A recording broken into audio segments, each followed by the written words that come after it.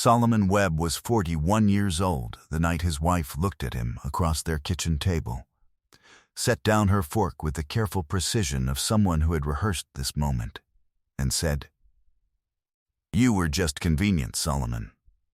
That's all you ever were." She said it the way a person returns a library book, without ceremony, without apology, as though the thing she was handing back had never really belonged to her in the first place. 10 years of marriage. 10 years of early mornings and double shifts and meal-prepped Sundays, and a paid-off mortgage, and a daughter he coached through long division every Tuesday night. And the woman sitting across from him had distilled all of it into a single word: convenient. To Vanessa Webb and to every person in her orbit, Solomon was a freight dispatcher who worked out of a logistics warehouse on the west side of Cincinnati, a man who wore steel-toed boots and cargo pants, and drove a 7-year-old Tahoe that smelled permanently of diesel and the peppermint gum he kept in the center console. Her friends called him steady, which Vanessa had stopped pretending was a compliment somewhere around year 7. But what Vanessa did not know, what she had never once in 10 years thought to ask, was that the logistics warehouse Solomon drove to every morning was not his workplace. It was his company. Webb Intermodal Logistics, 22 trucks, 14 owner-operators, 3 regional contracts, and $3.8 million in annual gross revenue belonged to Solomon Webb entirely, held through a trust his mother had helped him structure before she died. Every dollar of it invisible. Every mile of it earned, while Vanessa was busy deciding he was just a man who showed up. What happened next would prove that convenience and capability were not the same thing, and that the quietest man in the room had been the most dangerous one all along. Before we jump into the story, comment where in the world you are watching from and subscribe, because tomorrow's story is one you need to hear. Cincinnati autumns arrive without announcement, the kind of season that slips in overnight and changes the temperature of everything it touches. Solomon Webb sat on the enclosed back porch of his Westwood bungalow at 5:45 in the morning, a thermos of coffee on the railing and a dispatch tablet in his lap, reviewing load assignments for the day's routes before the first driver clocked in at 6:30. The porch was screened, the frame rebuilt 2 summers ago with pressure-treated pine he had cut and notched himself, because the original framing had been done poorly by the previous owner, and Solomon did not inherit other people's shortcuts. The screen he had restapled, the ceiling fan he had rewired, the concrete pad beneath his boots he had poured and leveled on a Saturday when Vanessa had taken their daughter Zora to her mother's house, and the silence of the empty home had felt less like absence and more like permission. His mother, Ruth Webb, had been a dispatcher herself, not for a company, but for a 2-van courier service she ran out of their apartment in Avondale when Solomon was a boy.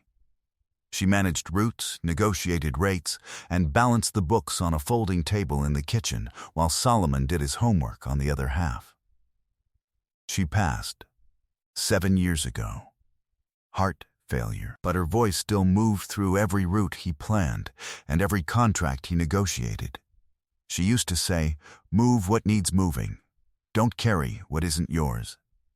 He had built a company on the first half of that advice. He was only now learning how to follow the second. Vanessa came downstairs at 7, already in her blazer, already on her phone. She worked as a marketing coordinator for a mid-size firm downtown, a position she described at parties as brand strategy because the real title did not impress the people she was trying to impress. She kissed the top of his head without pausing, poured coffee into a travel mug she had purchased at a boutique he had never been to, and asked if he could pick up Zora from school. He said he would. She nodded without looking at him, already texting, already somewhere else.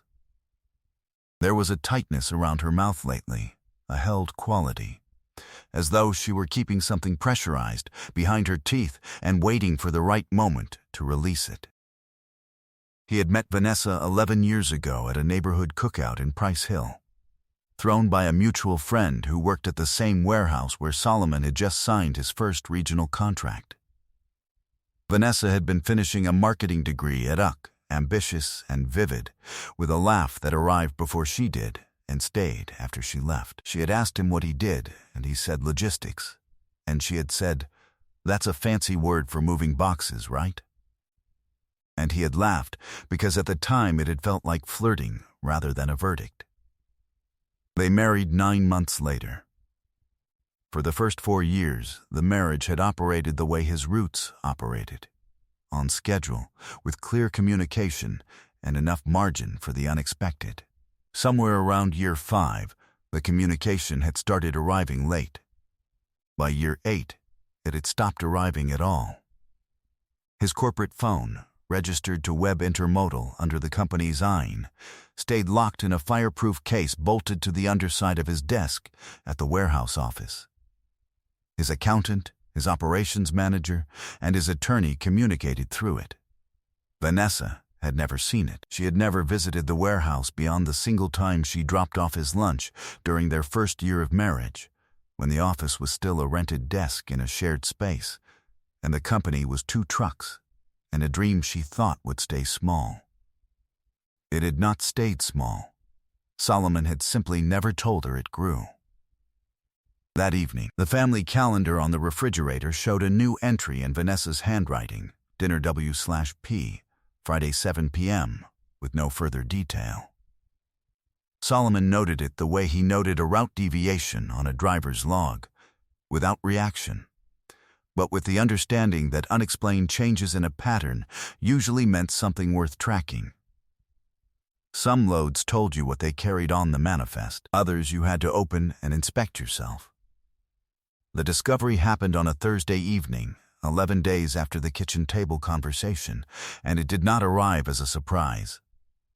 It arrived as a confirmation. Solomon had come home from the warehouse at 6, picked up Zora from her after-school program, made dinner, baked chicken, rice, green beans. The same Thursday rotation he had maintained for 3 years, because Zora liked the consistency, and Solomon understood that reliability was a language children spoke fluently, even when adults had forgotten it.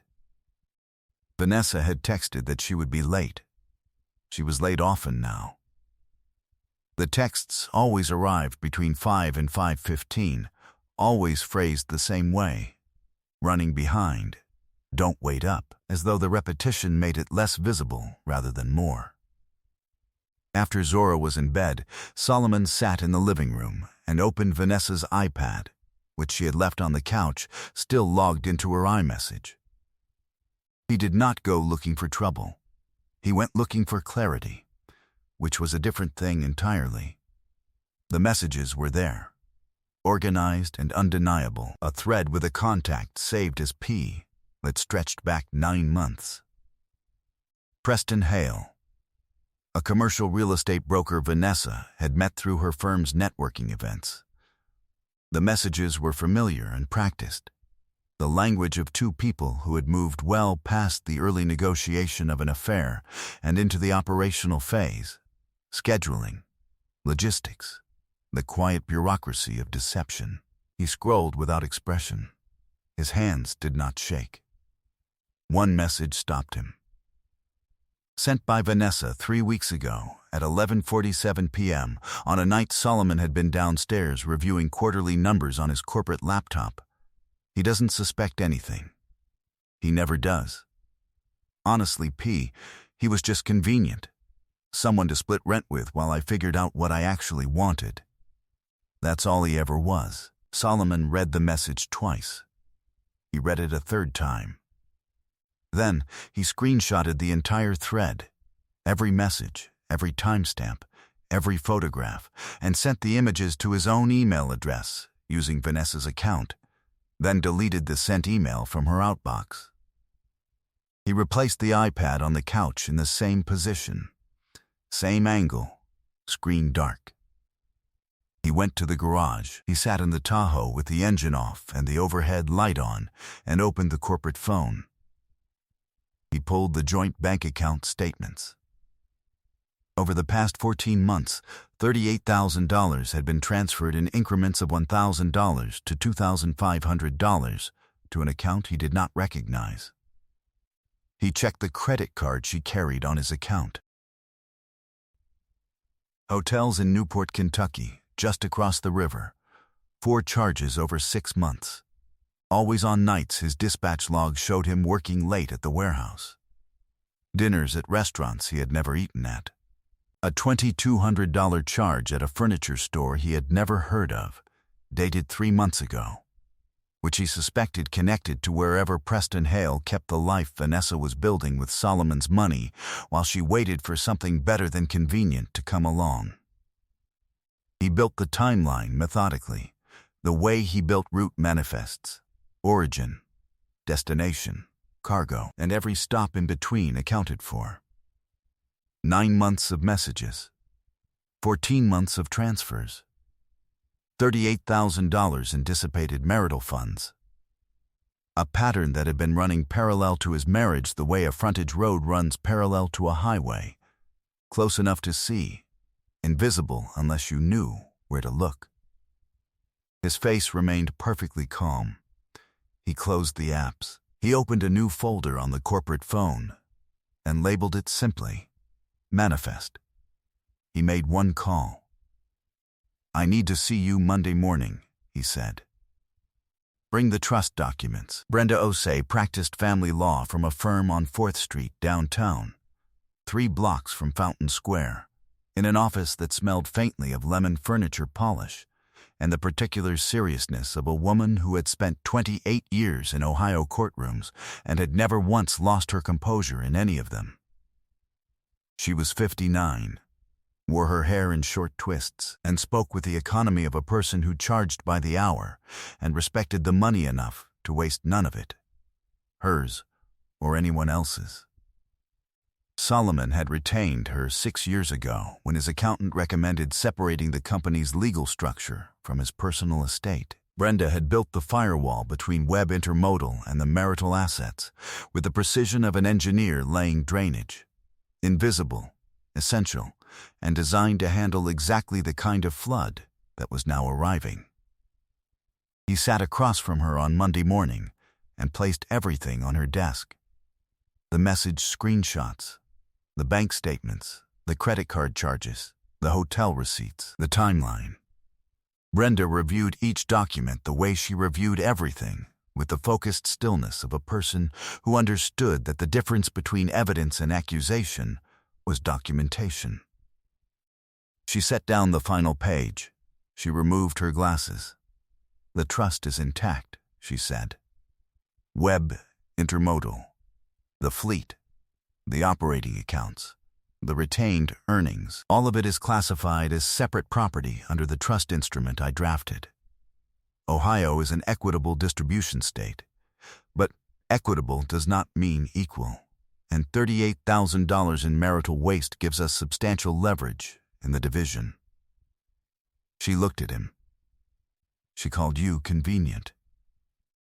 "Yes, ma'am, Mr. Webb. In my experience, the people who call others convenient are usually the ones who cannot function without them." She straightened the documents into a single stack. Let's make sure she understands the distinction. The filing would be prepared within the week. The forensic accounting request would accompany it. The joint accounts would be frozen upon service. Everything on Solomon's timeline, not Vanessa's. Preparation was the load that carried itself once you packed it right. 3 days later, Solomon drove to Norwood to see his uncle, Leonard Webb, who lived in a duplex he had owned since 1991 and maintained with the same quiet discipline he had applied to 34 years as a machinist at a tool and die shop in Evandale. Leonard was 73, Ruth's older brother, and the only person who could quote Solomon's mother accurately enough to make the room feel like she was still in it. They sat at Leonard's kitchen table with coffee and pound cake Leonard's neighbor had dropped off, and Solomon told him what he had found. Leonard listened completely, his hands wrapped around his mug, his eyes steady. When Solomon finished, the older man was quiet for a long time. Then he said, "Your mother told me something once about people who use the word convenient. She said, when someone calls you convenient, what they're really saying is they never had to earn you. And she said the most dangerous thing in the world is a person who's been given something they think they deserve." Solomon nodded. "You got your records?" "Every one." Leonard looked at him the way machinists look at a measurement, checking for true. "Then, you know what comes next. You've always been better at the follow-through than the starting. That's not a weakness, Solomon.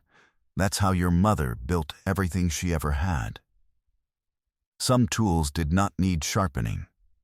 They needed a hand that understood what they were for." While Brenda prepared the filings, Solomon's operations manager, Ray, ran a background check on Preston Hale through standard commercial databases available to any business conducting due diligence on a potential partner. The results were clarifying. Preston carried $72,000 in personal debt across credit cards, a car loan on a leased Mercedes, and a second mortgage on a condominium in Covington he had purchased at the top of the market and was now underwater on. He had been the subject of 2 client complaints filed with the Ohio Division of Real Estate for misrepresentation of property conditions. His brokerage firm had placed him on an internal performance review 3 months ago. He was not a man building something. He was a man leasing an image of something and hoping no one checked the title. Solomon also reviewed the family finances with new eyes. For 10 years, he had deposited his dispatcher-level salary from the company into the joint account and let Vanessa manage the household budget. She had never questioned why the salary was modest. She had never asked about bonuses, profit distributions, or retained earnings. She had never once opened a piece of mail from the warehouse. She had, he realized, constructed her entire understanding of his worth based on the single number she saw on the direct deposit, and had never thought to look further, because looking further would have required believing there was more to find. That Wednesday, Solomon came home and made spaghetti with meat sauce, Zora's favorite.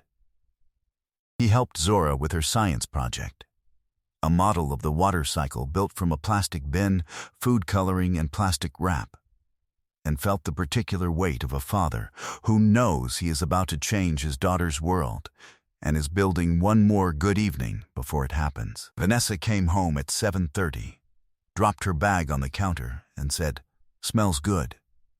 She sat down and ate and told him about a presentation at work and checked her phone under the table. Solomon asked questions. He listened. He cleared the dishes. He tucked Zora in and read her 2 chapters of a book about a girl who trained dolphins, and when he came back downstairs, Vanessa was already in bed with the light off. He stood in the kitchen he had tiled, and the living room he had painted, and the house he had paid off with money she thought came from a dispatcher's overtime, and he understood that the woman upstairs had never once looked at any of it and wondered how it was possible. She had simply decided he was convenient and stopped asking questions, the way a passenger stops thinking about the engine once the ride is smooth. The quietest routes were always the ones carrying the heaviest loads. The meeting took place on a Monday morning at Brenda Osai's office on 4th Street. In a conference room with tall windows that looked out over the city Solomon had built his company in, without anyone in his own household knowing it. He had told Vanessa that their accountant needed to review some tax documents together and that the meeting was mandatory. She had sighed. She had rescheduled a lunch. She had arrived in a blazer and heels, expecting a tedious hour with a CPA and the husband she had already mentally filed under former. She did not expect Brenda Osai at the head of the conference table with a legal binder and a yellow pad. She did not expect Ray, Solomon's operations manager, seated by the window with a leather portfolio. She did not expect the documents already arranged at Solomon's place. 4 folders, squared and labeled, laid out with the same precision Solomon used to organize a dispatch board. Solomon pulled out her chair. She sat. Her phone was in her hand. He waited until she set it on the table. He opened the first folder. The iMessage thread with Preston Hale. 9 months of messages, printed, time-stamped, and highlighted. The message from 3 weeks ago, he was just convenient. That's all he ever was printed on a separate sheet, centered on the page, underlined once. He slid it across the table without a word. He opened the second folder. Bank statements. 14 months of transfers, totaling $38,000, moved from the joint account to the account she had opened without his knowledge. Every transfer highlighted, every date cross-referenced. He placed the pages beside the messages. He opened the third folder. The credit card records. Hotels in Newport. Dinners for 2. The $2,200 furniture charge. Each one annotated with the corresponding date from Solomon's dispatch logs, showing he had been at the warehouse.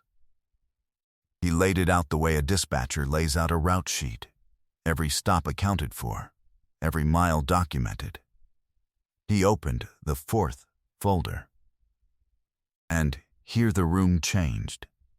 Inside was the corporate registration for Webb Intermodal Logistics, LLC. The fleet manifest, 22 trucks, 14 contracted operators. The 3 regional contracts, including a recently signed agreement with a national retail chain worth $1.1 million annually. The trust instrument, naming Solomon as sole beneficiary and the company as separate property. The annual revenue summary, $3.8 million gross. The retained earnings account, $940,000. The commercial property deed for the warehouse on the west side. Every document bearing the name she had never seen because she had never thought the man she married was worth a closer look. Vanessa read the corporate filing first, then the revenue summary, then the fleet manifest. Her hands stopped moving. Her face went through the same sequence Solomon had seen on 1,000 loading docks when a shipment arrived, and the contents did not match the manifest. Confusion, recalculation, and the slow, terrible understanding that the error was not in the paperwork, but in every assumption that had come before it. She looked at him. Her mouth opened. Solomon, this isn't... Why didn't you ever tell me? You never asked, he said. His voice was even, measured, the same tone he used on calls with freight brokers when the rates were wrong and both parties knew it. In 10 years, Vanessa, you never once asked what I was building. You decided I was convenient and you stopped looking. He paused. I have filed for divorce. The trust protects the company, the fleet, the warehouse, and every dollar I earned through them. The $38,000 you transferred will be recovered through the forensic accounting petition Brenda has already filed. Vanessa's eyes filled. She leaned forward. Her voice dropped to something soft and cracked and practiced. Sol, please, I made a mistake. Preston doesn't mean anything to me. We can work this out. Think about Zora. Think about our family. Brenda's voice was clean and final. Mrs. Webb, I would advise you to retain your own counsel before making any further statements. Everything in this room has been documented. Vanessa's mouth closed. Her hands came together on the table. The room was quiet the way a warehouse is quiet after the last truck is pulled out, vast, still, and emptied of everything it once held. Solomon stood. He buttoned his jacket. He gathered his copies of the documents into the fourth folder and closed it with a soft, final sound. You said I was just convenient, he told her. And maybe I was. I was convenient enough to pay off the house, convenient enough to raise our daughter, convenient enough to fund the life you built while you were looking for something better. He held her gaze. But convenient is not the same as replaceable, Vanessa, and you are about to learn the difference. He walked out of the conference room, down the hallway, past the elevator, and into the Cincinnati morning, where the October air off the river carried the sharp metallic clarity of a season that was finished pretending to be something warmer than it was. He did not look back. 11 months later, Solomon Webb stood in the open bay of his warehouse on a Saturday morning, watching a new truck, the 24th in his fleet, being lettered with the Webb Intermodal logo by a sign painter named Curtis, who worked slowly and well and charged accordingly. The warehouse smelled of diesel and fresh paint, and the particular satisfaction of a man watching something he built continue to grow without anyone's permission. Morning light came through the loading doors and fell across the concrete floor in long rectangles that reminded him, for no reason he could name, of the kitchen table where his mother used to plan her routes while he did his homework. He had signed a second national contract. The fleet was expanding into Indiana. The retained earnings account had crossed $1.2 million. He had hired a full-time operations director, a woman named Tamra, who had spent 15 years in freight management and ran the dispatch board with the calm authority of someone who had seen every kind of weather a route could throw at you. Solomon still arrived at the warehouse before dawn most mornings. He still reviewed every manifest personally. The boots were the same. The Tahoe was new. There was a woman now, Jade. She was a civil engineer with the city of Cincinnati, a woman who understood infrastructure the way Solomon understood logistics, as the invisible work that held everything visible together.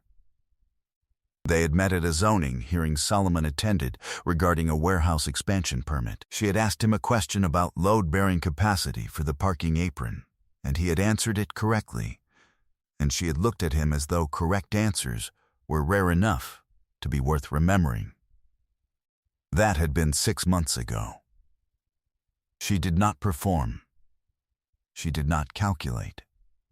She was in the passenger seat of the Tahoe now, drinking coffee from the thermos he kept between the seats, reading something on her phone and occasionally sharing a sentence she found interesting, expecting nothing in return but his attention, which she had completely. Vanessa had moved to an apartment in Covington, across the river. She worked as a freelance marketing consultant, a title that sounded more stable than the income justified. The forensic accounting had recovered $31,000 of the dissipated marital funds. Preston Hale had lost his real estate license after the third client complaint triggered a formal review by the Division of Real Estate. He had moved to Columbus. They were no longer in contact. Vanessa's mother had called Solomon once to apologize. He had thanked her. He had meant it. He had not heard from her since. Solomon had primary custody of Zora. She was 10 now, sharp and curious, with her grandmother Ruth's habit of asking questions that required real answers. She had visited the warehouse for the first time the previous spring and had spent 2 hours watching the dispatch board, asking what every notation meant. Solomon had explained each one. She had nodded and said, "So you're like a traffic controller for trucks." He had said, something like that. She had said, "That's cool, Dad." And it had been, in that moment, the only review of his work that had ever mattered. The sign painter finished the last letter, stepped back, and nodded. Solomon walked over and inspected the work. Clean lines, even spacing. The kind of craftsmanship that did not call attention to itself, but held up under scrutiny. He ran his hand along the side panel of the truck, feeling the fresh paint beneath his fingertips, and thought about his mother standing at her folding table with a road atlas and a calculator and 2 sets of van keys, building something no one outside that kitchen ever saw. Move what needs moving. Don't carry what isn't yours. He had finally learned both halves. I hope you enjoyed that one. Be sure to like the video and subscribe so you don't miss the next story.